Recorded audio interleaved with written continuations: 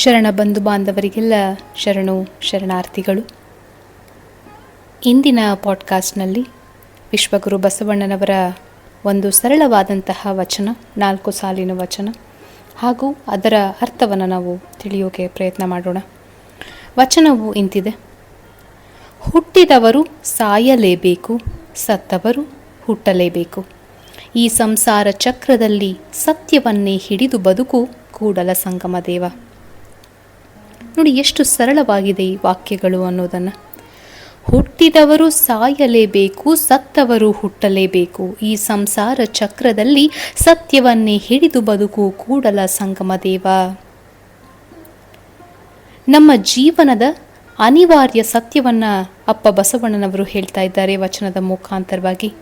ಹುಟ್ಟು ಮತ್ತು ಸಾವು ಅನ್ನೋದು ನಮ್ಮ ನಿಯಂತ್ರಣದಲ್ಲಿ ಇಲ್ಲ, ನಮ್ಮ ಕೈಯಲ್ಲಿಲ್ಲ. ಅದು ಹುಟ್ಟಿದವನು ಒಂದು ದಿನ ಸಾಯಲೇಬೇಕು ಮತ್ತು ಸತ್ತವನು ಮತ್ತೆ ಹುಟ್ಟಲೇಬೇಕು ಎನ್ನುವಂತಹ ಈ ಸಂಸಾರ ಚಕ್ರ ನಿರಂತರವಾಗಿ ನಡೆಯುತ್ತಾ ಇರುತ್ತೆ. ಇದರ ಸತ್ಯವನ್ನು ನಾವು ಅರ್ಥಕೊಳ್ಬೇಕು. ಹೌದು, ನಾನು ಹುಟ್ಟಿದ್ದೇನೆ ಅಂದರೆ ನಾನು ಒಂದಲ್ಲ ಒಂದು ದಿನ ಸತ್ತೇ ಸಾಯುತ್ತೇನೆ ಅನ್ನುವಂತಹ ಸತ್ಯವನ್ನು ನಾವು ಅರ್ಥಕೊಂಡಾಗ ಮಾತ್ರ ನಮ್ಮ ಜೀವನದ ಬಗ್ಗೆ ಇರುವಂತಹ ದೃಷ್ಟಿಕೋನ ಏನಿದೆ ಅದು ಬದಲಾಗ್ತದೆ. ನಾವು ಎಷ್ಟು ದಿನ ಬದುಕ್ತೀವಿ ಅನ್ನೋದು ಮುಖ್ಯ ಅಲ್ಲ, ಎಷ್ಟು ವರ್ಷ ಬದುಕ್ತೀವಿ ಅನ್ನೋದು ಮುಖ್ಯ ಅಲ್ಲ, ಆದರೆ ಆ ಸಮಯದಲ್ಲಿ ನಾವು ಏನನ್ನ ಮಾಡ್ತೇವೆ, ಹೇಗೆ ಬದುಕುತ್ತೇವೆ ಅನ್ನೋದು ಬಹಳ ಮುಖ್ಯ ಆಗುತ್ತೆ ಅನ್ನೋದು ಈ ವಚನದ ಮುಖಾಂತರ ನಮಗೆ ಅಪ್ಪ ಬಸವಣ್ಣನವರು ಹೇಳ್ತಾ ಇದ್ದಾರೆ. ಈ ಜೀವನದಲ್ಲಿ ನಾವು ಸತ್ಯವನ್ನು ಹಿಡಿದು ನಿಷ್ಠೆಯಿಂದ ಮತ್ತು ಧರ್ಮದ ಮಾರ್ಗದಲ್ಲಿ ಬದುಕುವುದು ಅತ್ಯಂತ ಮುಖ್ಯ. ನಾವು ಸತ್ಯವನ್ನು ಎತ್ತಿ ಹಿಡಿಬೇಕು. ಯಾವುದು ಸತ್ಯ, ಆ ಸತ್ಯ ಮಾರ್ಗದಲ್ಲಿ ನಡೆಯಬೇಕು ಹಾಗೂ ನಿಷ್ಠೆಯಿಂದ ಧರ್ಮದ ಮಾರ್ಗದಲ್ಲಿ ನಾವು ನಡೆಯಬೇಕು. ಸಂಪತ್ತು, ಹೆಸರು, ಅಹಂಕಾರ ಇವೆಲ್ಲವೂ ಕೂಡ ತಾತ್ಕಾಲಿಕ. ಇವತ್ತು ಒಬ್ಬ ಮನುಷ್ಯನ ಬಳಿ ಸಂಪತ್ತಿರಬಹುದು, ಬಹಳಷ್ಟು ಹೆಸರನ್ನು ಮಾಡಿರಬಹುದು ಅನ್ನುವಂತಹ ಈಗೋ, ಅಹಂಕಾರ, ಕೆಟ್ಟದಾಗಿ ಅಹಂಕಾರ ಇರಬಹುದು.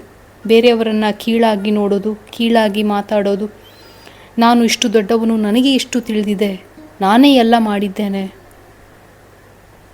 ಅನ್ನುವಂತಹ ಮಾತುಗಳನ್ನು ಆಡಿ ಬೇರೆಯವರನ್ನು ಕುಗ್ಗಿಸೋದು, ನಿಷ್ಠುರವಾಗಿ ಕಾಣೋದು, ಇದೆಲ್ಲ ಏನು ತಾತ್ಕಾಲಿಕ, ಬಹಳ ಸಮಯ ಇದು ಇರೋದಿಲ್ಲ.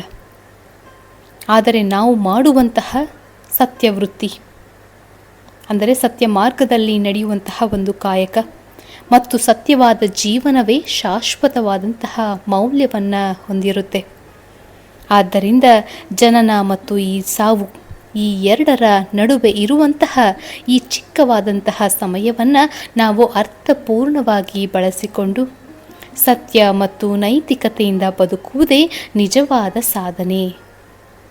ಸತ್ಯ ಮತ್ತು ನೈತಿಕತೆಯಿಂದ ಬದುಕುವುದು ನಿಜವಾದ ಸಾಧನೆ ಎನ್ನುವಂತಹ ಒಂದು ಅರ್ಥವು ನಮಗೆ ಈ ವಚನ ತಿಳಿಸ್ಕೊಡುತ್ತೆ. ಬಹಳ ಸರಳವಾಗಿರುವಂತಹ 4 ಸಾಲಿನ ವಚನ ಇದು. ಹುಟ್ಟಿದವರು ಸಾಯಲೇಬೇಕು, ಸತ್ತವರು ಹುಟ್ಟಲೇಬೇಕು.